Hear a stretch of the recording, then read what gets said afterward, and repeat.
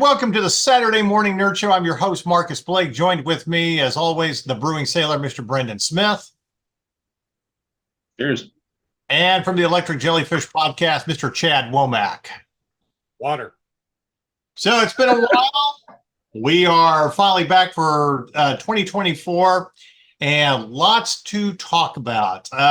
So this past week, Disney, well, let's just say they had a really huge fight for board seats. And I'm sure there were a lot of bribes that went into trying to save Disney, blah, blah, blah. And we're going to get into that a little bit and talk about the future of Disney and if things will actually ever change. Probably not, but we're going to talk about it anyway. We also want to talk to you a little bit about some of the things that are coming to theaters, things that are already out that you should check out and watch. First of all, Monkey Man is coming out this week. Definitely check that out. It's a lot of fun. And you can check out Julie Jones's review on our website. Yeah, I like when we finally start to hit into April. We finally, really start to get good releases. Like, a lot of movies coming out, a lot of things that we want to see. So to speak. Yeah. Post-holiday drought finally goes away. I know, right? January and the beginning of February, it's like, I mean, really, this entire year, it didn't fully kick off until we got to Dune. Yeah. Which was great. So, but we also have the new Ghostbusters movie. And, if you are a Ghostbusters fan, you should definitely check that out. A lot of nostalgia, a lot of great Easter eggs. Which, by the way, the critics have still not forgiven the fans for hating Ghostbusters 2016 because that movie, Afterlife's getting absolutely crushed by the critics and the fans. I think the Rotten Tomato score is somewhere in the 80s for the fans. I did the review on it and I gave it a 7. But my thing about it is it was great, a lot of fun. But, it's hard to make any movie that's going to have, the same heart as the original. I feel like it's more like a Ghostbusters 2. It's okay. It's funny. I'm certainly going to watch it again. But, Here you go. The critics, 44%. The audience, 84%. But that's the thing. I don't know what the critics are really, bitching about. It's not the 2016 all-female Ghostbusters, and the fans like it. So yeah, you know what? I know what most of the critics are bitching about, Marcus. It seems, and it's kind of one of the complaints that I've got. And you and I talked about this the other day. You're having, and it's not like he's not capable, and it's not like he's not qualified, but Paul Rudd is having to do all the heavy lifting for all the funny in this movie. Yeah. Whereas in Ghostbusters 84. You had a bunch of comic geniuses. It was a comedy film with sci-fi horror elements in it. Right. Now they had to completely do a paradigm shift, and now it is a sci-fi horror film with a little bit of comedy in it. Right. And I think that's what most critics are balking at. Well, I get that, but also, that's a fault of the writers too for not. I mean, you have Bill Murray and you have Dan Aykroyd, and you're not using him. That's a misstep. Hell, even to be the straight and to deliver dry lines, Ernie Hudson's fantastic. By the way, can I have whatever he's eating? Paul Rudd must be doing the same regimen. But no, look, Ernie Hudson has got to be like Paul Rudd's Yogi because, the man's 78 years old and he looks like he stopped leveling 30 years ago. Yeah. He hit max level around 40 and just, I'm going to stay here for the rest of my life. I will say this. The movie, it's meant to be fun. It's meant to be nostalgic. My biggest complaint, and I agree with Chad, Paul Rudd is trying to be, he's trying to be the Bill Murray of this movie. Okay. And it felt like Bill Murray and Dan Aykroyd and even Ernie Hudson didn't have as much to do with in this film because it is about the next generation. So right. I get that. The other thing is Ghostbusters was always made great by Bill Murray being at his best, and he was not at his best in this movie. He was just kind of phoning it in, and And a glorified cameo. Yeah, that's it. And that, at the end of the day, we watch Bill Murray movies because we want to see Bill Murray basically be himself. And, he's going to, it's the same reason that we loved anything that Robert Williams did, because you never know how he's going to go off. Right. You got to give him just enough rope to let him just go off in a crazy direction, and then just film it and then use the best stuff later. And here's the thing. Look, I have a big problem with how Hollywood handles the previous generation. And so Hollywood seems to think, and this has been going on for about 10 years now, that if you're handing it off to a new generation, you have to completely ignore the previous generation, and they're only there for a cameo for the previous generation's fans to say, look, member, here's your member berry. That's not how you do it. Look, Star Wars originally got this right, even though the prequels didn't come out before Star Wars, but they got the generational shift right with Obi-Wan being the important mentor. Right.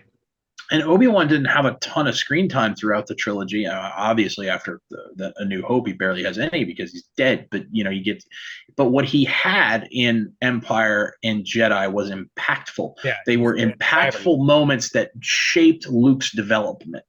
And that's what you need to do with these when you're having these movies where you're passing a franchise from an older generation down to a younger generation. And frankly, that's what I felt. That's why I felt the sequel trilogy did so poorly with Luke, to Rey. And I think that, if you're going to just have them here for member berries, don't bother, because that's patronizing to the fans. They see right through it. Okay. And it doesn't do your story any favors. Well, I will give you two examples. Dan Aykroyd really did kind of fit the mentor role. And there was a great scene of them going back to the library. Pat Oswalt was great. But again, Bill Murray made the original Ghostbusters, even though everybody else was really good. It's just because he's Bill Murray.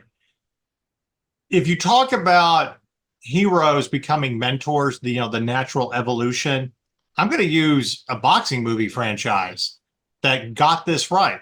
Rocky. Rocky, absolutely, 100%. Yeah. Because good God, that first Creed movie, even I was almost in tears at the very end. The way they mixed the original music, how he was, everything that he had learned, and even Creed 2, when they're having to go up against the Dragos. And that's exactly why Sylvester Stallone won the Golden Globe and should have won the Oscar for that role. It was the natural evolution of a former star becoming a coach and a mentor to a new generation, and it worked perfectly.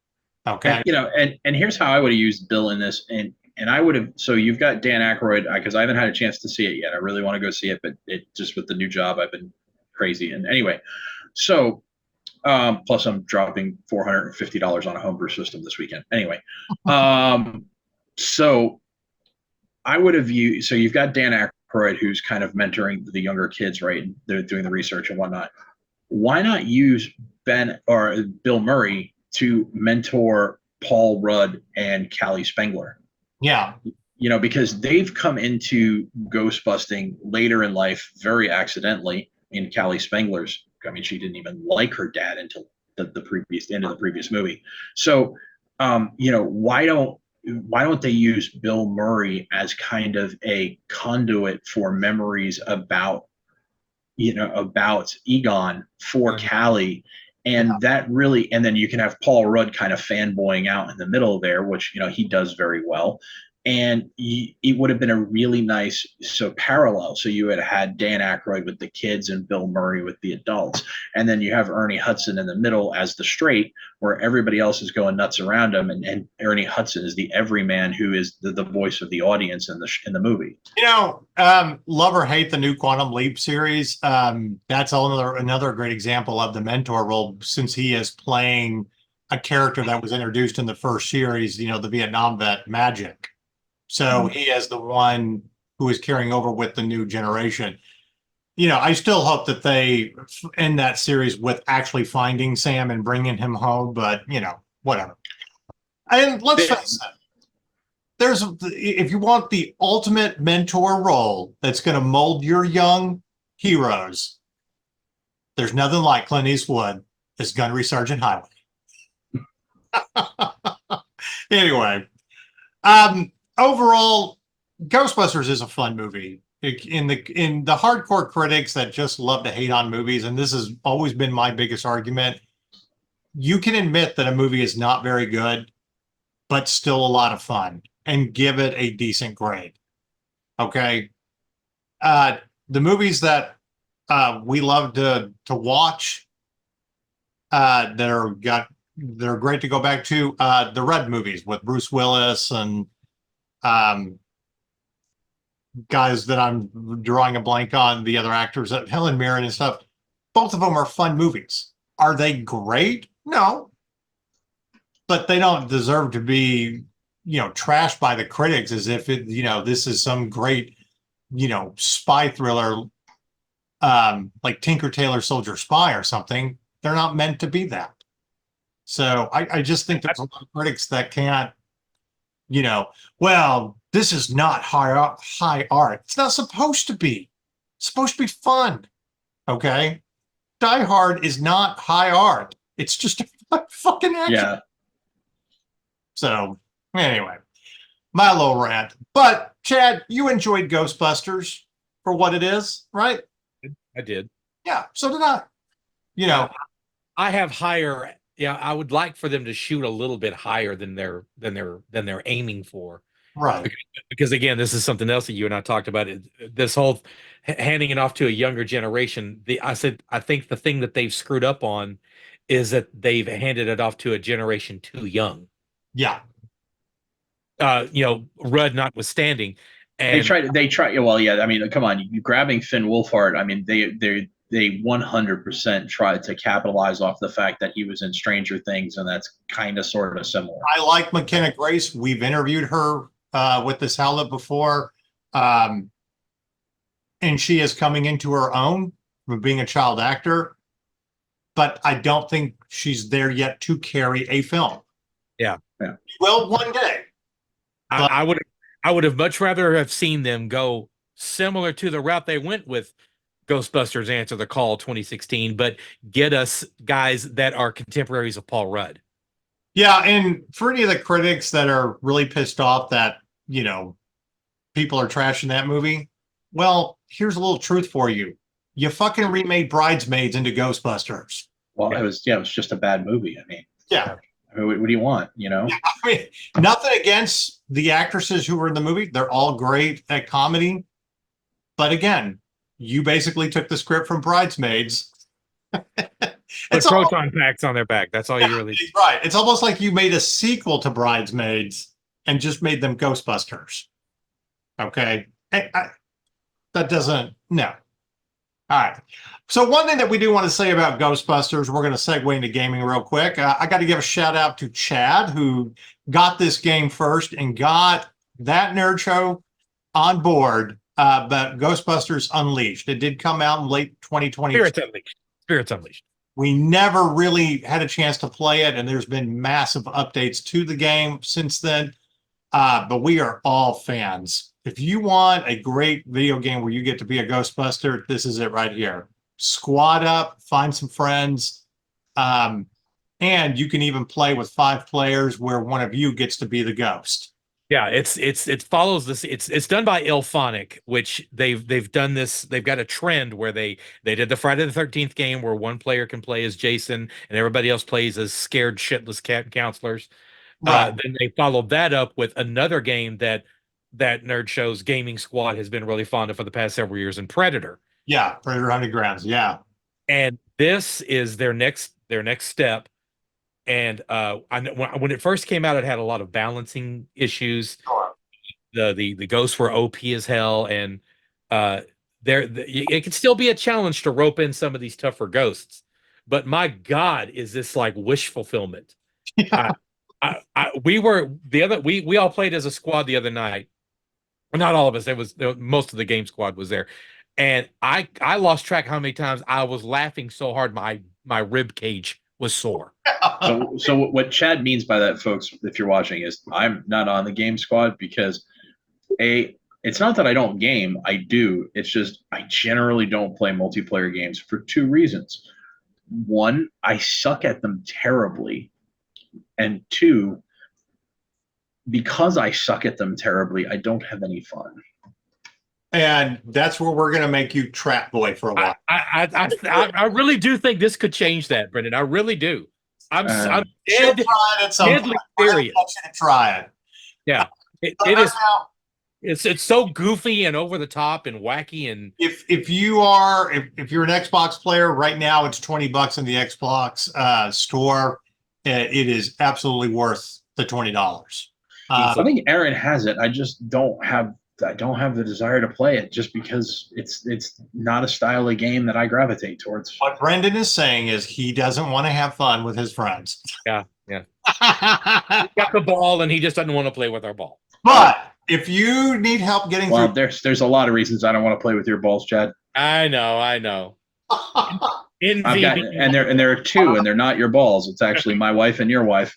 And that's the moment this podcast became a human resources problem. This podcast is always a human resources problem. So anyway, I say shit here I can't say at work. Pretty much, yeah. We say it here because we know we can't say it other. 100%.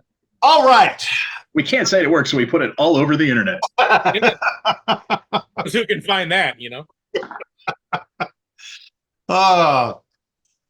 So moving right along, we're going to jump into the main topic of this evening. As I said, this week was pretty big news coming from Disney as they were having basically a board fight. There were some proxy votes coming in to see if board seats were going to be replaced with activist investors, as they like to say. They were going to cause problems for Bob Iger. Didn't quite happen the way that I think people expected. Like I said earlier, I think there was a lot of bribery that, went on behind closed doors to keep the board where it's at. But it did raise some very alarming issues about how people are fed up with Disney right now. And this also leads into our topic of discussion. If you didn't make AllCon here in Dallas this year, our panel at the convention was how to fix the Marvel Universe. And this is a great opportunity to talk more about that because of some of the flaws that are being shown with Disney. So I'm going to start off by saying, yes, Nelson Peltz did not get a board seat in his group, but I do think it made Bob Iger very vulnerable and showed that he is, not the chosen one, so to speak, and that people probably want change, so to speak. Brendan, I'm going to start with you. Did you expect this outcome, or did you think that Nelson would actually have gotten onto the board? I hoped he would have, but I pretty much expected this outcome just because, look, he had to get all of the big individual investors, and so not getting George Lucas was a major blow. And the reason why he didn't get George Lucas is because George Lucas's wife is on the board of Chase Bank, and the CEO of Chase Bank is on the board of Disney. That's not incestuous at all. I know, right? Okay. But anyway, so that hurt him when that prepared statement, because that sounded so much like George Lucas is talking. Anybody who's ever read his dialogue and then read that statement went, a lawyer prepared that. So that hurt him. The other thing that hurt him is, look, BlackRock and Vanguard were never going to vote for Nelson Peltz. Just not. BlackRock and Vanguard are at the forefront of DEI, and so is Disney, and that is all very like ideals with like ideals. It doesn't have to be a conspiracy when all of your ideals are the same. So that was going to be a big uphill because they control a lot of the shares. What did surprise me was that the California Pension Fund, State Employees Pension Fund, actually backed Nelson Peltz, which tells you when a California state entity is tired of, woke ideals getting in the way of profits. That should be a clue, Sherlock. So yeah, I expect this? Yes. I thought it was going to be a very difficult uphill battle for Peltz. I also thought it was really shady that the fact that he was in the lead on Tuesday got leaked. First of all, these votes never get leaked, okay, ever. It's a huge ethics violation. It's against SEC regulations. And so the fact that it was leaked, that he was leading, some people who like Paul Tassi were trying to make the argument that Peltz leaked it to bolster his chances. But that doesn't fly for two reasons. Because number one, all it does is embolden board officers or people who are shareholders who thought maybe they didn't need to vote, that this wasn't that serious of a challenge, and all of a sudden now they're voting because of this leak. But the other thing that it did the other reason why it couldn't be Peltz is because he has no access to that information as an investor. That information has to come from within inside Disney. There's no other way to get it. So the fact that guys like Paul Tassi at Forbes were trying to say it was Peltz who did it. No, dude, that's not how it works. And like, you might be a great games journalist, and I actually respect Paul Tassi a lot. I don't always agree with him, but I think he's an excellent journalist. Right. But dude, I work in the financial industry, and no, that's not how that works. So, swing and a miss, strike three. Well, so long story short, did I expect this outcome? Yeah, most likely. It was the most probable. It was probably 80-20 against Peltz. But you're right. It did the whole run, and the fact that it went this far does send a message. The question is, does anybody on that board hear the message, and does anything change? And the answer to that is, well, time will tell. Well, I'm going to point out two things. If you want to talk about how something like this can be rigged, I think you've seen all the evidence, starting with a leak and. And let me clarify real quick, Marcus, because I don't want people to say we're getting conspiracy theories, because I'm not saying it was rigged. I'm saying that leak was a call to action to otherwise apathetic investors who may not have voted. I don't think they were fudging votes. I don't think they were finding votes that didn't exist, like has been, in presidential. I'm not putting on any tinfoil hats here. Well, let me finish. That's where I was going. Yep. Okay. If you feel like this was rigged against him, yes, that's obvious. But this is also the same shit that happens in Washington, where votes are easily bought off, money is influence and all that. I mean, what was the whole thing about, authorizing 40 million in spending right off the bat, with this? I'm not exactly sure all the details, but that was a little suspicious. Again, I'm not promoting conspiracy theories. I just think there's a lot of questionable things that shows how dangerous this vote really was, and what they had to do to kind of rein everybody in. And also to not worry Wall Street investors. Okay. Something, we do complain about the last 5 years. Absolutely. But at the same time, and this was part of what we were talking about with how to fix the Marvel Universe. You had a very clear plan building up the Marvel Universe from Iron Man all the way up to, the Infinity Wars. It didn't feel like we were getting too much. It felt like we were exactly getting, all the movies we needed, all the origin stories to bring everybody together in the big battle. But then you dropped your streaming service that year. And between Star Wars and Marvel, you started just dropping shit. And I get the pandemic happened, okay? And then you're just it's like in 5 years, you're just trying to throw so much fucking content at us and they're spending way too much. Right. To justify having a streaming service, and it's, so just because you've had all of these years of great profitability, of everything working around, people loving Disney, doesn't mean that you're not going to hit a slump in that things are working. It's like, when a once great coach has a lot of years and a lot of wins, but then they have 3 or 4 years where it seems like they're behind the times, and then it is time to make a change. I will be. Oh, go ahead. Sorry, I thought you finished. I think that's what you're finally seeing. I think people are starting to realize, like, yes, great. But what we are remembering, and we remember that, but we're also dealing with the aftermath of all these great things that you had. And you're just in it. It's not what it once was. And we want change. No. And I'll be really interested to see how the market reacts to this in the coming days, because if you look over the last 6 months, so 6 months ago today, Disney was trading at near an all-time, well, not an all-time low, but a 10-year low, which was at 79, 79.32. Since then, it's gained 50% of its value, up 39.66. But here's the thing. That also coincides with Peltz getting back into the race and Peltz building momentum and people thinking he actually had a chance of taking a board seat. Now, in the immediate aftermath of today's news, what happened? Oh, it's down 3.84, 3.13%.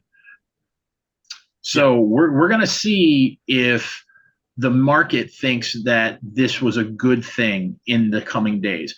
And let me tell you something. If Deadpool 3 doesn't hit the way everybody thinks it's going to, like, so first Deadpool made, I think, like 770 million. The second one made like 784. If this thing doesn't eclipse those numbers, or at least come close, especially given that the ticket prices today are probably 20% more than they were when Deadpool 2 came out, and probably 35% more on aggregate from when Deadpool 1 came out, you've got problems. You've got big problems, because that means even if it's a good movie, your brand is severely damaged. Let me ask you this, just for our listeners who may not understand this, but before I get to this question, Chad, did you expect the outcome, or did you think Nelson Peltz was actually going to get a board seat? No, it shook out pretty much how I expected it to. It's just, I knew that they were going to be so resistant. A big shocker. No, not. All right. Votes for board seats. Does this happen once a year? That is correct. Every April, Disney has their annual shareholder meeting. So they have quarterly meetings, and you have to remember their corporate fiscal year. It goes from I believe October 1 through September 30th. So, but midway through the year, they are going to have a annual shareholder meeting. Okay. So every quarter you're going to have so probably about 6 weeks or maybe 4 weeks. I'd have to look at it. After the end of a fiscal quarter, you're going to have an earnings call, and that's going to shake out how well you did that quarter versus the previous quarter, the same quarter the previous year. And then once a year, they have the annual shareholder meeting. And at that time, shareholders are allowed to vote for their board officers. If somebody's running, if nobody's running, then it's just assumed that the same board stays. But in this case, if somebody was running, you could vote for them or not. We had 3 different parties running. You had the current Disney board. You had the Trian Group with 2 nominations with Nelson Peltz and former Disney CFO Jay Rasulo. And then you also had the Blackwell's group. And Blackwell solely ran as a Ross Perot to try and take votes away from Nelson Peltz. They stated that was their goal. They came out and said that. That's what we're here to do. Is we like the Disney board as is. We're here to try and siphon votes off from Peltz. Which, look, they can do that. I was rooting for Peltz, but it sucks, but they were perfectly within their rights to do that. So, but yes, so every April you can do that. The reason I asked that is piggybacking off what you're saying about Deadpool. It has to hit. It has to be a success. Because it's the only thing they've got coming out this year. Yeah. And if it isn't, then, what are you relying on? The Alkalite series, we're not getting season 2 of Andor until next year. If it happens. So here's my question. if you don't right the ship this year, are we going to be talking about the same thing 1 year from now? And will it actually happen? Because Yeah, I mean, it's possible because if you look, this almost happened last year, but at the last minute, Iger came out and said, we're going to do all these things, which basically acquiesced to the demands of the Trian Group. right. Well, then they turned around and didn't do any of those things. So that's why Peltz ran this year, because things kept getting worse. Is he a CEO of a company or a Peltz? Nelson Peltz is an activist investor. I'm sorry. Go ahead. You literally just ruined my joke. I was just saying, is he a CEO or a Bob Iger or a politician in Washington? I get confused. Yes. So yeah, he does have presidential aspirations, but those got the kibosh put on him a couple years ago, apparently. Okay, Brendan, we got to get our timing back here, okay? Anyway, point being, but the answer is yes, he's both. Yeah, I just think it'll be interesting, a year down the road, because Deadpool is going to be, it's going to make money because it's Deadpool and it's Ryan Reynolds. But is it going to be as profitable as they need it to be compared to all the losses they've had over the last 5 years? That's the truth. Right. Is he really going to be Marvel Jesus like he claims in the trailer? Right. And so here's the thing too, like we're finding out, because they talk about the published budgets for these films. Well, we find out later, because many of them are filmed in England. In England, you have to disclose budgets so you can get the tax credits. We find out that they've gone way, way over budget. And we found out now, a YouTuber I follow, Valiant Renegade, estimated that was $373 million that was actually spent on Indiana Jones. It turned out he was close, but he lowballed it a little bit. It was actually $383 million, according to Forbes. And they say they are estimating that they've lost $134 million on that film. However, what Forbes isn't taking into account is the global marketing spend, which is easily anywhere from 100 to 150 million. So they lost anywhere from 230 to 280 million dollars on Indiana Jones, which is almost as much as it made, as at revenue at the box office. Right. So they can't afford things like that. They have to have massive hits. And I don't know what the budget is on Deadpool 3. I'm assuming it's going to be in the $200 to $250 million ballpark, just because that's what Marvel movies get these days. So now I have a lot more faith in Ryan Reynolds' team to stay on time and on budget, more than other teams within the Disney umbrella. But so he will, I think, at least set them up for success. Whether or not they have allowed him to do so, they've meddled too much with the script. If they've, there's a whole bunch of things that I think this could go wrong for. But if they just let him cook and do his thing, it should be at least a decent movie. And if it's a decent movie, it should do very well. And if it doesn't, then we know, like, if we all go see it and we're like, wow, that was a really good movie, really enjoyed it, it was really funny. If all the other YouTube critics see it and they're like, yeah, this is great, it was a good movie, but it still only does $500-600 million given the exorbitant ticket prices that we're dealing with these days. That's just that's not a condemnation of Ryan Reynolds or the Deadpool brand. That's a condemnation of MCU and the Disney brand. So we'll have to watch that closely and see how it goes. All right. So we talked about during our panel how to fix the Marvel Universe, but it also kind of segued into a little bit of Star Wars at the same time.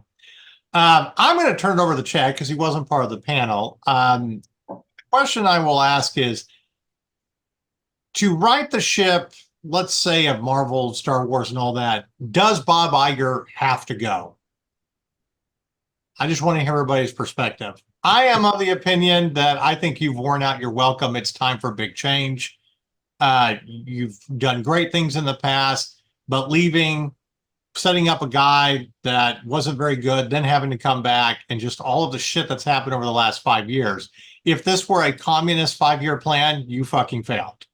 Yeah. So to me, it's time for you to retire and take your minions with you, starting with Kathleen Kennedy. Brendan? Oh, I think it's long since time for him to go, but I think the problems are far bigger at this point than just him. So first of all, they talked about Chapek being not that good. I feel bad for Chapek because Chapek never really had a chance. What most people don't realize is that even though Iger was no longer the CEO, he never left. And when I mean he never left the office. Like, he kept the CEO office. He never let Chapek move in. He had a consulting contract that kept him under for an extra 5 years after he was gone as CEO, which, by the way, the timer on that contract was reset when he came back to be the CEO this time. So even though he's technically gone in 2026, we think that he will still be around as a advisor on the campus until 2031. So Bob's not going anywhere. Is there such a thing as a platinum parachute? I mean, I know. Yes, you're looking at it. Yeah, if there is, he's got. What we really need is a tungsten one. But well, Chad, what do you think? Do you think it starts with him going? Well, I mean, but like Brendan said, there's so much damage to be controlled. I mean, who is a fit replacement for that role? I can tell you who they're talking about, and honestly, I wouldn't hate her because she comes from Fox. She's at Disney now. She's the chief entertainment officer, I believe, at Disney. Her name is Dana Walden. She was instrumental on Fox's renaissance in the early 2000s with shows like 24, and the showrunners on 24 actually credit her with helping them get out of writer's rut and stuff like that. So I think she's probably the right choice, at least from my limited point of view and my very amateurish point of view. But the problem goes so much farther. The problem is the brain drain across all of Disney's major arms. Kevin Feige has chased away great directors and great writers. They got rid of John Lasseter at Pixar, and he took most of their best talent over to Skydance. So Pixar, everybody's like, why is Pixar struggling? Well, because they got a bunch of people that don't know how to freaking tell a story. That's why. The heart ripped out of and then we've often lamented the many, many trials and tribulations of Disney Lucasfilm and one Miss Kathleen Kennedy and her ilk. And then on top of that, if you're talking about, you mentioned earlier, is the Acolyte going to save you? Well, let's take a look at how that's doing. Okay, let's take a look at the Acolyte trailer on Star Wars official YouTube. Wow, it's got 9.6 million views in 2 weeks. That's great. Let's look at the likes and dislikes. 186,000 likes. Okay, about 10%. No, not actually. That's 1%. And 640,000 dislikes. Yeah, that ain't gonna save you, folks. Well, I'm gonna play devil's advocate with this one. It's like, look, we can sit there and like or dislike a trailer, but until we've actually seen it, and I'm not saying it's going to be great. I have cautious optimism. I've said it from the beginning. I'm excited for it because I love Carrie-Anne Moss, and I think she'll make a great Jedi. But I don't know if the story is going to be good. And we bitched about this at AllCon. Okay, we're going to watch it. But as someone who has gotten into editing, I'm like, my first thought about any Star Wars series is, okay, how am I going to fucking cut this down to what it really should be? Because I did that with Obi-Wan, and I love my cut. I'm doing that with Boba Fett into a 3-hour movie, and I'm going to cut Ahsoka down to a 4-hour movie because it really shouldn't have been 8 episodes. There was there's a lot of quiet time in Ahsoka. That's the point. Yeah, the pacing at Ahsoka was awful. My thing about Boba Fett, you literally need maybe 5 minutes out of the Mandalorian episode just to set up how Grogu will come back. I loved Luke. I loved whatever was going, sort of. Thank you for the Easter egg. That had nothing to do with Boba Fett. I 100% agree. And I also think Boba Fett to me is the most maddening of all the Disney Plus series because I absolutely adore the first 2 episodes. Yeah. And then it goes completely off the friggin' rails. It turns into the Mighty Morphin Vespa Rangers. Oh, God. And for 2 episodes. Then it becomes a Mandalorian show for 2 episodes. And then you get to this final climactic battle, and all it is an excuse for him to ride the Rancor, when really what should have happened is Boba Fett and Mando jetpack away, get Slave One, and yes, it's still Slave One, I will say that till I die, and the N1, and come in and just blow the shit out of the droids with their starships because they have big guns. I'm not saying anything about how the battle should have played out. I'm just saying that you can make that a much better series by condensing it down to a 2.5-hour, 3 hour. I mean, if they had just stuck with if they had run the first two episodes throughout the whole season, where you have the two timelines coming together, where you had the Lawrence of Arabia-esque storyline versus the Godfather-esque storyline, and they were merging towards a central point where there was a big reveal about the character, a little Memento-esque. That would have been Godfather 2 storyline. Yeah, 100%. Oh, yeah.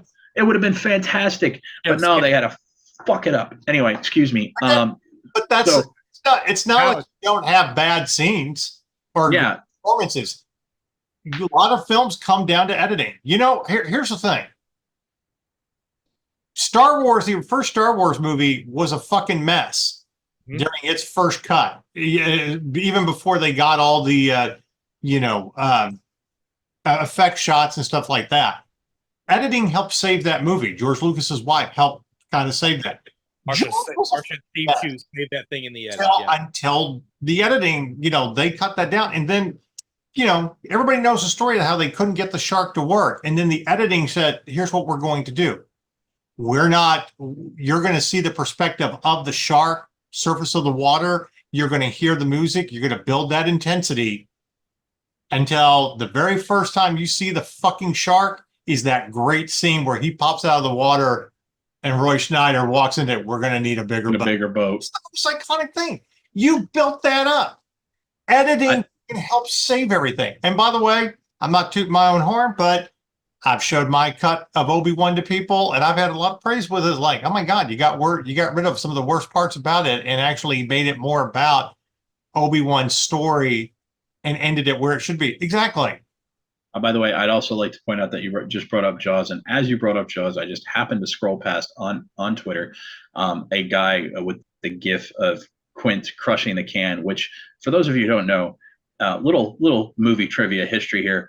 That scene where he crushes the can and smiles at the other two, that actually spawned an entire marketing scheme for Narragansett beer, which is the beer he was drinking at the time, and it was. For 2 or 3 years, from like 1975 to when I was born in 78, their slogan was "Crush it like Quint." Nice. And there's your fun fact for the evening. Yep. Anyway, I'm just saying you could save a lot through proper editing and cutting it and streamlining something into a concise story, or actually having a great cut of a movie that makes sense, like the director's cut of Kingdom of Heaven. Or the final cut of Blade Runner. Okay. And that's what fucking Disney needs to do. Now that Chad introduced me and taught me how to set up a Plex server, yeah, I'm going to have all the cuts of what I want to watch when I go back and watch shit, not what Disney Plus has. Because you guys are idiots. We want to make sure you have lots of episodes and, the pacing so we can stretch it out over 2 fucking months. I'm like, Ahsoka. Don't need that. Yeah, if you literally had put Ahsoka in the timeline of the Revenge of the Sith, it would have been perfect. You would have gotten all the action, all the buildup. It'd just be like, anyway. Yeah. So here's my favorite part about how, because how they've always said ever since they got rid of the EU, they said we're gonna cherry pick parts of the EU we like.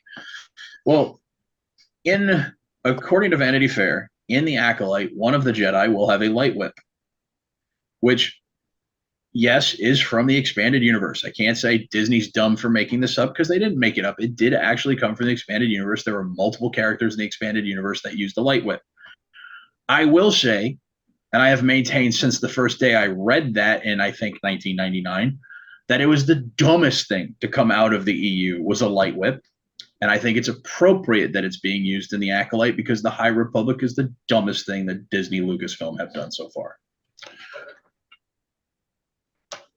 Okay.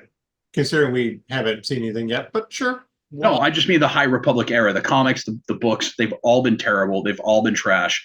So, yeah, I think it's a perfect fit. I honestly don't think so personally, but that's just my opinion.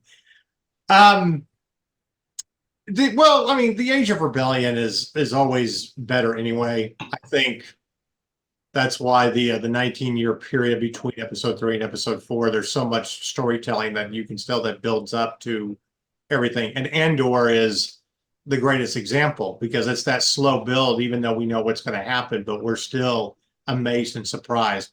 Also, good storytelling. Chad, here's my question for you, because we argued about it. What is the very first thing that Disney needs to do? And we'll attribute it to Star Wars and the Marvel Universe. What do you think is the very first thing they got to do to fix it? Get rid of Kathleen Kennedy. I mean, besides that, that's obvious. I mean, that's pretty much the only thing I can focus on is that's the primary thing to focus on. But like you said, focus more on content rather than quantity, quality over quantity. Yeah. Is their single biggest problem. I was like, hey, I got a big plate of spaghetti, but I got shit all over it. I'm like, that doesn't make you want to eat your spaghetti. I don't care if it's the best pasta that has been crafted by the finest Italian artisan chefs on the planet. It's like a supreme pizza. You're putting too much unnecessary shit on the pizza. Right. Yeah. Yeah. Take the shit off, and I'll just eat the pasta. Well, this is one of the things that Brendan and I talked about during the panel. You don't have to throw out so much to us between Star Wars and Marvel. One thing a quarter. 2 things Marvel every year, 2 things Star Wars. That's it. Yeah. That's all totally agree. We need. And if you slowly build this up, then you have, a decade or 2 of great material. Okay. And I'm not saying that you can't add a little bit more through some of your animated shows or whatever. Like I've thoroughly enjoyed the Bad Batch. Okay. But the Bad Batch is more like filler to me. It's something kind of off to the side that it's like a side quest in a game. Yeah. It's a good side quest. I actually like the Bad Batch quite a bit. I haven't watched season 3 yet, but I'm not knocking it, but it's a fun side quest outside of your main story. And that's the point. But I don't need to have 5 fucking things of Marvel and Star Wars every year. It's like, God. Well, not only do they need to slow it down, but if they really, really want to fix it, we've all discussed this before. We know what they have to do. They're just never going to do it because they're unwilling to do it.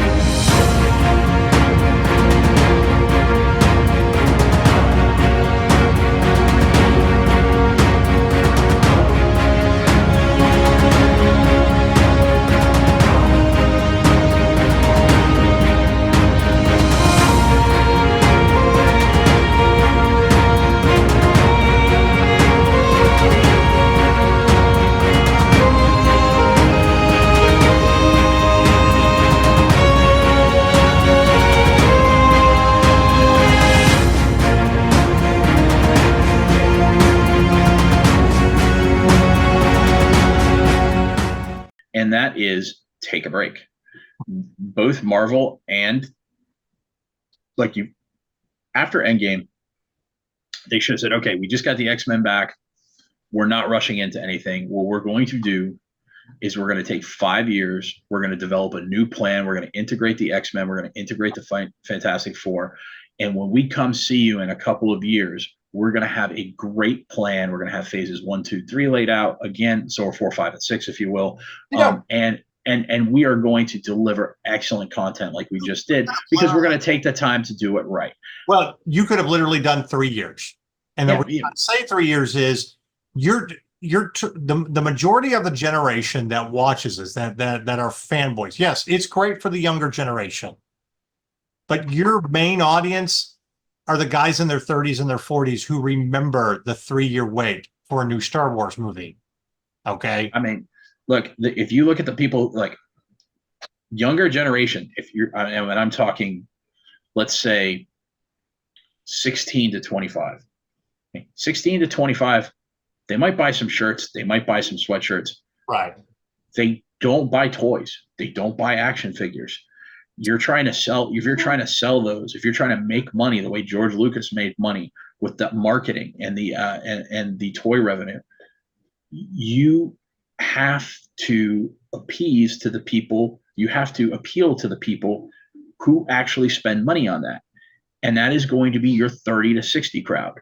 Okay, we were the ones that grew up playing with toys. These kids don't grow up playing with toys these days, at least not past 5 years old when their parents put an iPad in their hands. So, and trust me, I see it all the time. It drives me insane. I'm like, that kid should be running around a playground. He shouldn't have an iPad in his hand. So, kids have forgotten. Kids today, they're losing their imagination. They're losing their ability to go out and play. When we were kids, we turned sticks into lightsabers, and we turned lawn chairs on their sides and turned them into X-wing fighters with the legs as the guns. The floor was lava. Yeah, the floor was lava. Everything, so like we could fly to, just in our heads, we could fly to different worlds. We could sail across the seven seas. We could be heroes and villains. And all we had to do was go out in the backyard and all agree that this was the same little delusion that we were sharing for the afternoon. Right. The other thing too is, if you're going to make people wait a few years to get excited again, you can drop like old content, stuff. I mean, I love the fact that Disney Plus has gone back and brought back some of the, like the 80s Droids TV show, or those made for TV movies they did with like the Ewoks and whatnot.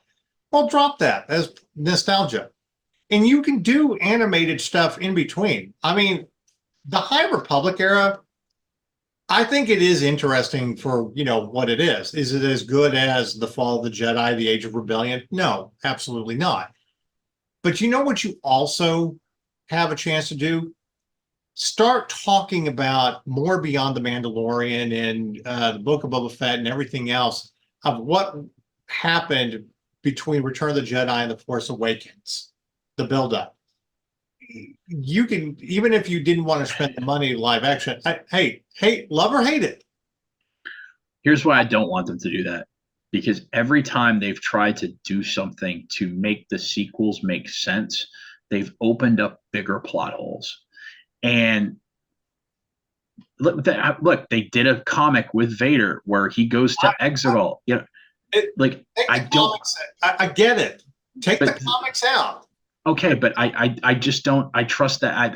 I've seen too much of it to where I believe it would bleed over into other mediums. If they really want to, here's my biggest problem with the High Republic from a philosophical standpoint. They wanted to do the Old Republic, but they were scared to go too far away from the Skywalker era, which was a huge mistake, because the fanboys that they hate so much are the ones that drive the business. And here's what happens. If you do a good Old Republic show, okay, or a good Old Republic movie, here's what's going to happen. The fanboys and fangirls are going to go nuts. They're going to have an amazing time. And then they're going to go back to where they work, and they're going to have water cooler talk. And they're going to tell everybody, dude, this was awesome. There was Sith. There was 100 Sith on screen. There was 100 Jedi. There was a massive Braveheart battle. That type of... I'm not denying any of that. I want to go to the Old Republic.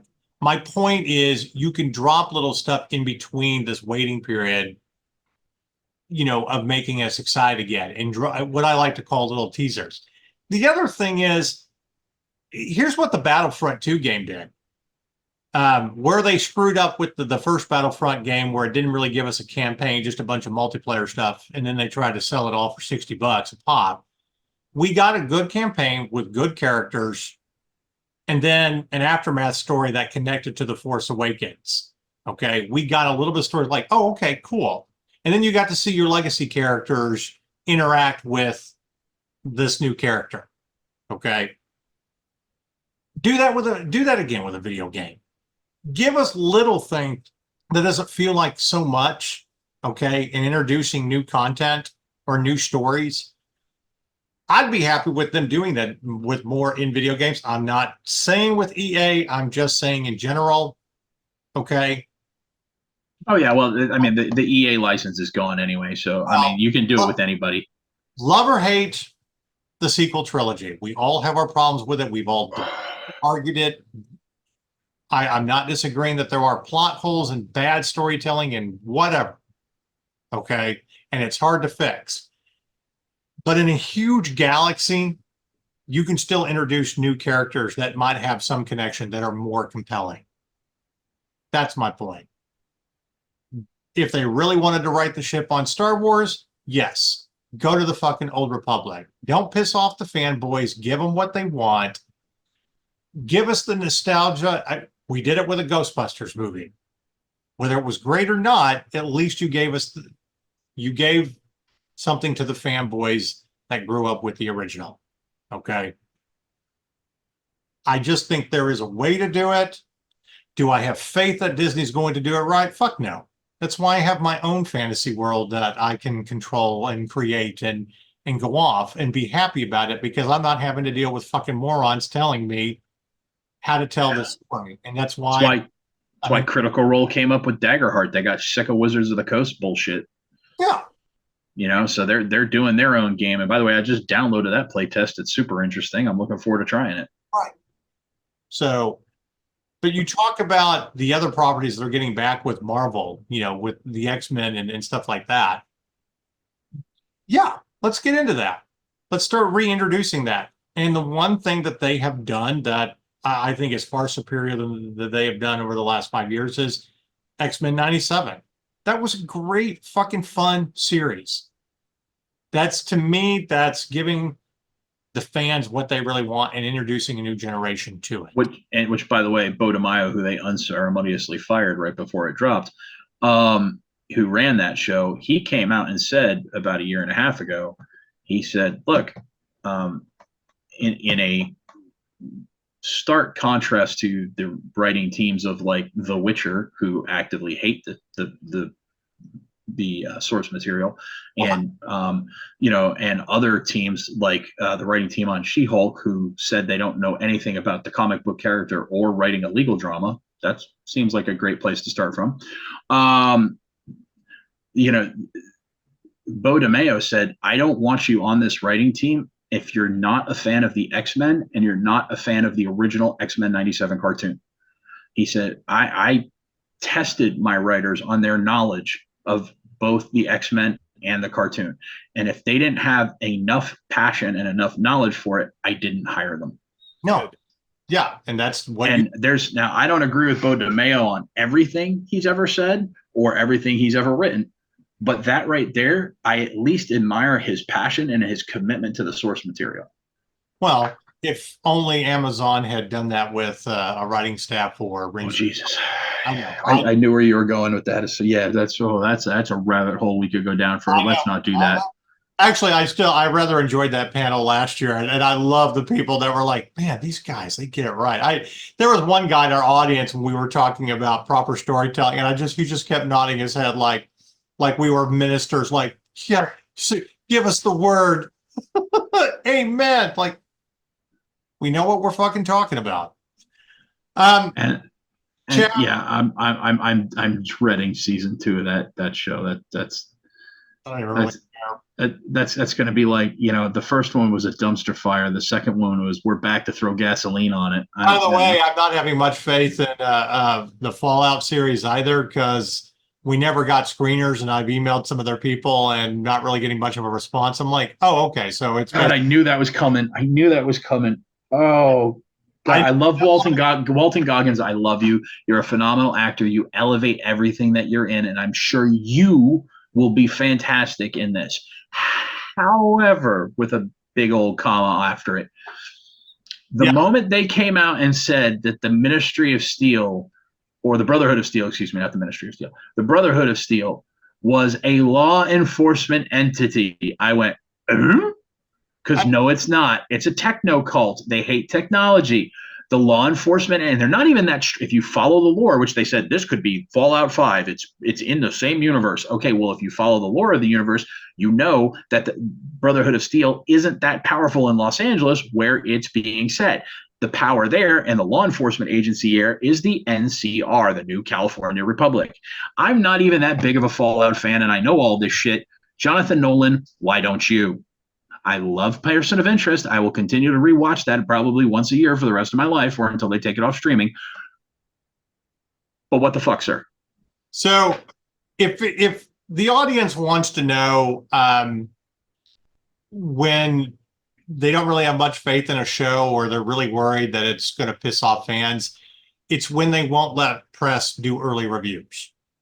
They did that with Rings of Power. Literally, they would give press screeners about a day before it would actually drop. In hopes that we couldn't get a review out fast enough. Right. They did the final episode, the season finale. They didn't even give press early screeners. They mysteriously sent them to us the day after it was already on Amazon. Fallout is one of those where we should have had screeners about a month ago. We could have done a features and article about it now, and nothing. Hush. That's why you don't see any reviews. You haven't heard about it because no one's really gotten to see it yet. And that tells us one thing. They're worried that fans of Fallout are not going to like it. Well, that's because you decided to ignore the lore. That's what happens. At least, despite all the problems with The Witcher, at least we got early access to the last 2 seasons of The Witcher, and we had a chance to watch it. Well, we don't care about season 4, but I mean, it's just. I'm going to say this. This is me going to be a little pretentious for a quick moment. This year, I am celebrating the 25th anniversary of writing my first novel in college. I'm not pretending it's a masterpiece. It's not Catcher in the Rye. I didn't nail it on the first try, blah, blah, blah. And I know that. I am not the world's greatest writer. I've never been on a bestseller list, and I don't give a shit. But I do know storytelling. And for the few people who have read some of my books, they can back me up on that. However, if you are so inclined that you want to do your own thing, okay, you want complete creative control, don't write from somebody else's lore. Because if you're going to write from somebody else's lore, you have to follow the rules that were already established. No. If you don't want if you're gonna play in their sandbox, you got to use their sand. If you can't bring in your own. Yeah, if you don't want to fucking do that, create your own thing. And that's what I did. There are things that I like about fantasy, things that I don't, and I was like, I'm not gonna write in other mediums or try to fanboy a Lord of the Rings. No. I don't want any of that. I will do my own thing and establish the rules of my own world. Okay. I will have complete control, and I will give a little freedom to people who want to carry on some of the mythology and add to the mythology that I haven't thought of in a collaborative experience. Okay. But you don't get to ruin the lore that has already been established. And shame on anybody that does that. Halo. I'm sorry. All right. Yeah. Oh, Jesus. No. All right. Hold on 1 second. Hold on. I'm going to segue. All right. I'm going to touch on that point for just a moment. All right. Anyway, you ignore the lore, you're a shit writer. You, as a company that finances or produces a show that allows that to happen, you're just a shit company. Okay. Amazon has done some really great things right, even though the Reacher series is not exactly like some of the novels, at least it mostly is. And at least they're covering most of them, you know, when they do a season, it's over one novel and all that. They're not making shit up about Reacher. And they are getting the little details right, like actually being the right size and not a midget. Bosch is great. And they have been very faithful to the books. Okay. But yeah, everything else, I'm sorry, we call you out on your bullshit. I don't know what I think. You know, I once read that Amazon is a studio without an identity, or a studio that doesn't know what it wants to be. And I think that's very, very apropos, because if you look at certain things, they do certain genres extremely well, like the Terminal List, Bosch, Reacher, all very well done, all very faithful to the source material. Then you look at Lord of the Rings or Wheel of Time. we'll leave quality out of it for the now, but we'll just say, hey, neither one of them are very faithful to the source material. Now, granted, you could make more of an argument for Wheel of Time that it's a huge series. It's 20-something books. Each book's 1,000-something pages. Kind of hard to be super right. But like you have to at least try a little. Well, I mean, I think fantasy is hard to begin with. I mean, Game of Thrones didn't do everything right based off the books that were already written, but it got enough right where the fans were behind it, and it got the overall themes and right. How the characters read on the page, they were very faithful to the cast, how the cast portrayed them and stuff like that. So that if you ever gone back to reread them, you can see, Peter Dinklage as Tyrion. So I mean, it's just. And with Wheel of Time, they come out with a poster. And the main character of the whole story is the furthest guy in the back off, and all you got a little thing of his head in the background, and it's like, no, dude, he's the main. What? Hey, at least they didn't take Willow and make it into some teenage action comedy thing. Oh Jesus! Really, hey, God, I purged that from my brain, Marcus. Why? What? I'm very proud of the fact that there's a trailer out there to the Beverly Hills 90210 theme, and it fits perfectly with that show. Oh my God, I have to watch that. Okay, so you've just redeemed yourself for that. I told you I did that one day, and okay, well, YouTube. Yeah, I knew that show was messed up as soon as when I first saw the trailer, and I told you guys this. I was like, why does she have plastic arrows? Yeah. Like this, this wasn't like, if it was like a modern telling of Willow, like kind of how Leo DiCaprio and Claire Danes were in a modern Romeo and Juliet. Like, okay, she got her arrows from Dick's Sporting Goods, cool. But like it's supposed to be in like, guys, you could have gotten some wooden arrows with actual feather fletching. I mean, I know people who make them. I could have hooked you up.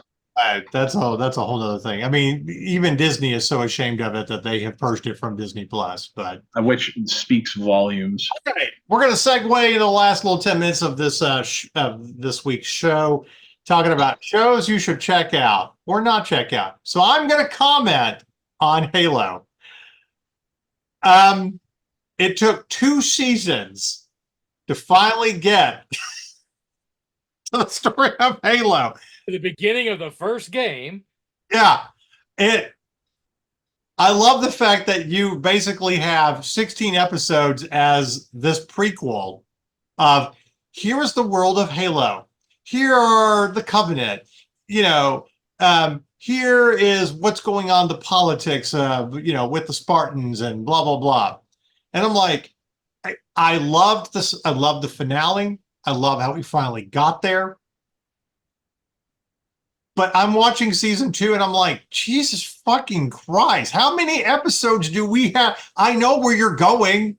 Are we just throwing shit out there just to like, hey, here's some new characters that you might like or whatever. Or we want to, have some emotional stuff where families die and the Spartans are going back and forth. I'm like, God damn it. You literally could have done this in 4 episodes. It's like Picard season 2. That entire fucking storyline was like a 3-episode arc during one regular season, and you made 10 episodes out of that shit. Quit giving us too much fucking filler. Get to the point. See this? See this? He's supposed to wear it. He's supposed to wear it. See, I don't have as much of a problem with that. I do. This is every bit as much of a travesty as Stallone insisting on having his face on camera as Judge Dredd throughout his entire freaking film. Okay. And by the way, for everybody said to bolster his case, for every freaking Hollywood hack that said no, Stallone was right, you got to put his face out there, he's the star. Go ask Dredd fans which is the better movie, his or Carl Urban's. Yeah. Oh, yes. And it's going to be 99,000 out of 100,000 are going to say Carl Urban, and the other 1,000 are going to be high and misclicked. Okay. Has anybody ever actually watched the Stallone Dredd other than a riff track show? Yeah, Yeah, I I saw it in the theaters. Mr. I am the. No, I'm saying like since then. I mean, do you actually go watch it? Like Yeah, I never. So I never really like sought it out to watch it. But back when I still had cable, before I cut the cords and before the Carl Urban one came out, it happened to be on like TBS one day when it was rainy, there was no sports, there was nothing else on TV. It was a lazy Saturday afternoon, and I knew the Dread one was dropping, the Carl Urban one was dropping soon. So I was like, yeah, let me refresh my memory before I go see this other one. And I was like, yep, yeah, still garbage. Don't get me wrong, I love Stallone. We've espoused, how wonderful the Rocky series is as a whole, how wonderful he transitioned to being the mentor. We did that earlier in the show. We're not ripping Stallone too much. We do love Sly. Tulsa King's, well, speaking of shows you should be watching, segue back into the discussion. Tulsa King's fantastic. Basically anything by season 2 right now. So yeah. When does that drop? Did they announce a date? I don't know if it's going to be out later in the year, but they're in production. Oh, they're in production. Okay. Yeah, I can't wait for season 2 of that. That was fantastic. I agree. But all I'm thinking about Halo is I'm like 16 episodes. I understand you have to tell a backstory. 16 fucking episodes to get to the point. And I'm like, are we even going to get a season 3 or 4 at this point? Because now you've got me actually excited. I love Pablo Schreiber. I think he does make a great Master Chief, and I get your argument. I do. But all of this backstory could have literally been condensed in like 5 episodes. Yep. Oh, yeah. Yeah. The end of season 2 should have been the end of season 1. I'll go far as to say the end of season 2, and I know the events you're referring to. I haven't watched season 2, but having played the first game, I know what happened. The end of season 2 probably should have been episode 5 of season 1. Probably. So we'll see. I don't know. I really, like I said, I get they're trying to tell this. They're trying to make it for the fans that don't understand the world of Halo or never played the game. So I get that. Okay. But again, that you could have spent 10 episodes in season 1 and end season 1 with him going to the ring and all of that. And then season 2 is like, we're off to the races. Also, you introduced the spores a little too early. If you've ever played the first fucking game, there's a reason it's towards the end of the game. Yeah. But it did, I will say this about Halo. It did make me want to go back and play Halo. And I started up I think I started 3 again, because I had this argument with our gaming editor about 3 being better than 2. And I was like, you know what? Let me go back and play 3, because when I played all of the Halo games for the first time, I basically zipped through 4 of them in the course of a summer, like quickly. But, TV. It's just, I think the worst part about companies is like you never vet your writers. It's like, you look cool. You were in high school. You're good enough. And there are great writers out there. Come on, Master of the Air. Oh my God. Master of the Air. Great. I mean, now granted, these are the same people who did the Pacific and Band of Brothers, and which I've got the Blu-ray of Band of Brothers over there. I'm probably just going to start watching it at some point. Man, well, Memorial Day is coming up. That'd probably be a good time to watch it. Maybe watch an episode a day up until Memorial Day. That'd be cool. So let's close this show out with a review of Masters of the Air. We haven't had a talk about it. So this is our review of Masters of the Air. It is a one-off. You're not getting a season 2 or anything like that. But I actually like it better because of that. It's a contained story. No, I agree. And they covered everything that they needed to cover, just like Band of Brothers in the Pacific. Yep. I gave it a 9, easy, right out of the gate. It was right up there for me. I don't think it was absolutely perfect, but even the intro, everything they did, and I think it was the first time after watching like movies about B-17 pilots, like you really felt claustrophobic and like scared, shitless being inside the plane. They did a really good job with that. Yeah, I do think Memphis Belle did a pretty good job of that, given the technology of the time and the constraints they had. But yes, this was fantastic. And I will say this. I am not an Austin Butler fan because of the Shannara Chronicles, but throughout the like I'm just sorry, he was just there's sometimes to be like a warrior you can be too pretty. Sure. And he's a handsome man. But look, I will say this. I did not see his Elvis movie, but he did win me over through this movie. I thought he played a very thoughtful role. He wasn't bombastic. I think he was very reserved. He played the character of Major Clement exceedingly well. He had a very Steve McQueen cool throughout the Yes, I think that's a fair. I mean, I'm not saying he's as cool as Steve McQueen, but that Steve McQueen-esque, a similar vibe. But yeah, I thought the cast was fantastic. Yeah. So, what did you think of Masters of the Air? I haven't watched it yet. Oh, do yourself a favor, my brother. Okay, first of all, we've had the screeners for months. What have you been doing? Other stuff. 10 points off your nerd card. Okay. Wow. I will say, I do think Anthony Boyle kind of stole the show as Crosby. Sure, I agree. And he was also, I mean, he wasn't the biggest star in the show, but he was very much the heart of the show, the conscience of the show. Yeah. And you could feel he did a very good job portraying the weight of the responsibility that he felt for the entire air wing, which is pretty crazy considering like he had the same level of. You're talking about the navigator, right? Yes, who became the group navigator. Right. He had the same level of responsibility on his shoulders, or at least he felt like he did as the CO. He was writing letters to the families of downed pilots. That's something a CO is supposed to do. That's something the colonel is supposed to do. Yeah. So here he is as a captain taking on the responsibility for these men's lives. And you felt the weight of it in his performance. I think he did an outstanding job. I agree. He was actually, I forget the actor's name who played the American That Loved Baseball.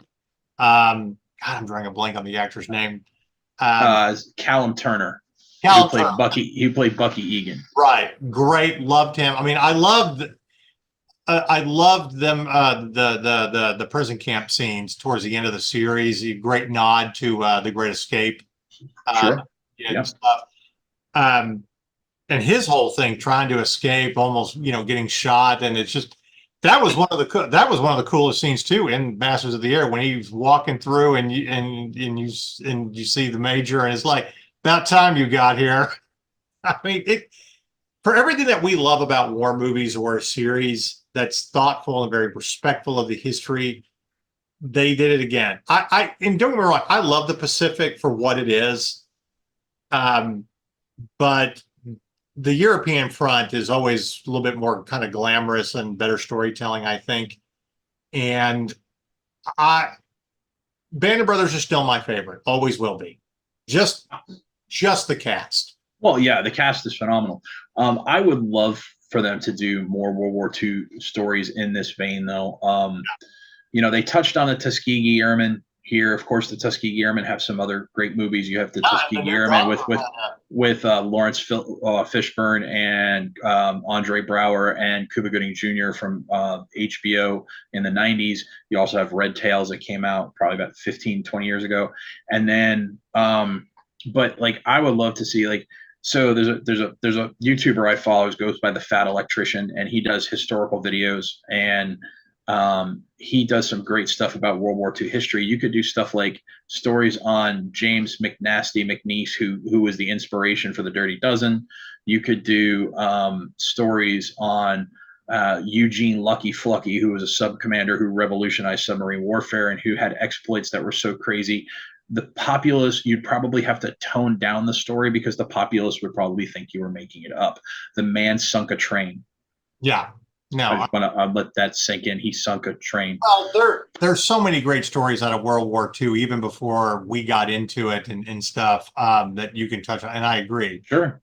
But I got Nakuti Gatwa, if I'm pronouncing that, who is the new doctor, did an amazing job.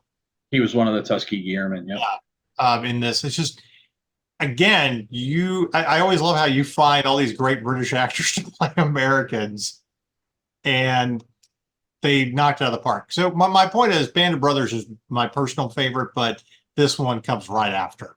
Yeah. And I'd love to see them do a war in the Pacific show, though, but focusing on the naval side of it and the major naval engagements, like the first, second, third battles of Guadalcanal. The different battles in the Philippines, some of the submarine battles, and the problems that the submarine sailors had with the Mark 14 torpedo, which, my God, look that up sometime. That was just ridiculous. But yeah, that could be such an amazing show. I hope this same group does something with the Pacific Naval Theater. I think the Tom Hanks movie Greyhound that's on Apple literally proved that you can make it really intense. Oh, absolutely. I was so surprised by how good that movie is. And yeah, I've watched it 2 or 3 times. Oh, I have too. And I mean, it's just, from the moment you're on the sea, it's like it does not let up. And just, the talking from the submarines and basically goading them and stuff. They really did everything right. And that, you talk about the pacing, that movie's really only about an hour and a half. It's not overly long.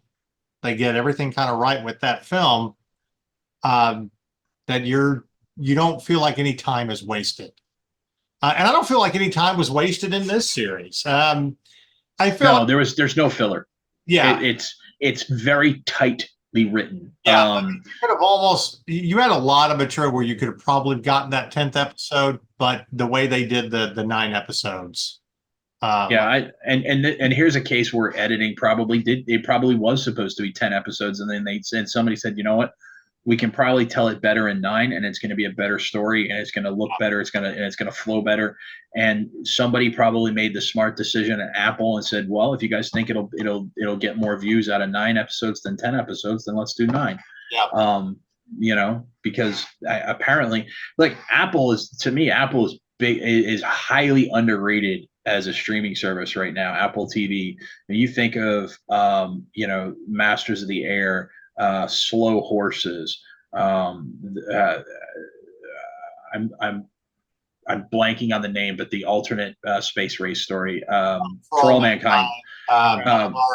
Yeah, like all of these stories. Incredible. Silo was really good. Like they're doing some absolutely outstanding work. And here's a case of, hey, less is more. They're not chunking out a show every month. They maybe have a new show a quarter. You want to talk about Silo really building up intensity where you didn't waste anything? Like, you did what you needed to do in the first couple of episodes to introduce the characters, to introduce Rebecca Ferguson's character and all the problems she's dealing with. But literally, like, right up into the end, the episode where they have to fix the cog, or like the little engine part, was incredible. Nothing was wasted in that. And that last scene, we're not going to give it away, but that very last fucking scene when she is, when she finally sees the whole of everything. Right. And it's one of those, like, please give me season 2. Oh, yeah. And by the way, for all the people out there that say, fanboys don't like strong women in leads, and then say, all you have is stuff from the 80s. Everybody loved Rebecca Ferguson and Silo. There is a lady who can carry. Now, granted, I also go back to Atomic Blonde because great freaking movie. But and Charlize, we all love Charlize here. But Rebecca Ferguson, she does a great job carrying that show. Yeah. Granted, it's got a very, very good supporting cast. Do not get me wrong. I love the supporting cast in that. A lot of great character actors. You go, hey, I know that guy. Oh, I will watch anything with Common. I loved him, everything from like Hell on Wheels. John Wick 2. Yeah, I know, right? Yeah, Common. I think Common's a better actor than he was a rapper, and I don't mean that as a knock. I mean that as a compliment. I think he's a fantastic actor because, again, somebody who has Steve McQueen-esque vibes. He's not bombastic. He just knows he's a badass. He doesn't have to tell you he's a badass. That the Megan Levy the dog bomb sniffer movie with Kate Mara where he plays the drill sergeant. He was great. Well, and then you also another fine actor from that show, Silo, David Oyelowo, who is also Lawman Bass Reeves, another great Tyler Sheridan show. So I mean, it's amazing how good actors find good people to be in good shows, isn't it? And also, by the way, the voice of Agent Callus on Star Wars Rebels. Just throw that out there. So a black guy voicing a white character and nobody gave a shit. How about that? Real quick, we're gonna have to wrap this up. What grade did you give Masters of the Air? I am going to concur with with this one on you. I am going to give it a 9 as well. Not perfect, but pretty damn close. Okay. And I think the only reason why I'm not going to give it a 10 is because Band of Brothers deserves that top spot by itself because that's still a masterpiece. There's literally nothing wasted in that. And Damian Lewis's Dick Winters is. Speaking of Band of Brothers too, we never give enough credit to David Schwimmer as Captain Sobel. He was such a fucking dickhead, and I love David Schwimmer. I mean. But you're supposed to hate the character, and so he did his job. It's very much like the young actor who played Joffrey Baratheon. You are supposed to hate that character. So when I never understood this, people send those actors hate mail. Why? They did their job. You should be thanking them. Right. I mean, they played the character they were supposed to play so well that you hate them personally. Right, but I was always glad with David Schwimmer, getting outside of being known for Friends. Sure. And he was really good in that. All right. We will be back for another episode soon as more movies are coming out and things that we got to talk about. I got to go see Godzilla X Kong. You got to do that. We got to do more peer pressure on Chad to watch Masters of the Air because I feel like one of us. So invested in Shogun right now, it's almost hard for me to. Oh God, we didn't even mention Shogun. Holy cow, that's so good. No. We are not talking about Shogun until it's. We're waiting. It's over. Fair enough. I know show rules. I can't. I was actually gonna wait till about 9 episodes were out before I started watching it, and then I made the mistake of, I'll watch the first 5. I won't miss it from week to week. Yeah. Have you seen the pictures of Hiroyuki Sanada throwing out the first pitch at the Dodger game? Yeah, I have not. Awesome. I'll have to look it up. But let me tell you something. Talk about a man at the top of his craft. He's 10 years older than me and looks like that. I would watch Hiroyuki Sanada read a dictionary in Japanese. Yeah. Because I'm watching it in Japanese. No. Japanese with subtitles is the only way to watch that. That show is no. I'm saving the only person who should be speaking English are the Portuguese. And I grant the Japanese translator. She speaks in English, but she's not really speaking English. The two of them are both speaking in Portuguese. It's just neither one of them actually speaks Portuguese in real life. So it's just easier cinematically to have them both showing. I want to say this. The Last Samurai to me is one of Tom Cruise's best movies, not for Tom Cruise, but everybody else. Yeah, Ken Watanabe, Hiroyuki Sanada. Right. Same thing with 47 Ronin, the Keanu Reeves thing that didn't do very well. But again, yeah. And by the way, he's Scorpion. Yeah. Throw that out there. Yeah, just this little character and somebody maybe our viewers may have heard of. I know. All right. Well, in a few weeks, we will finally talk about the new Shogun and other things that are out. But until then, we've got to say goodbye. So it's time to say goodbye, everybody. Goodbye, everybody.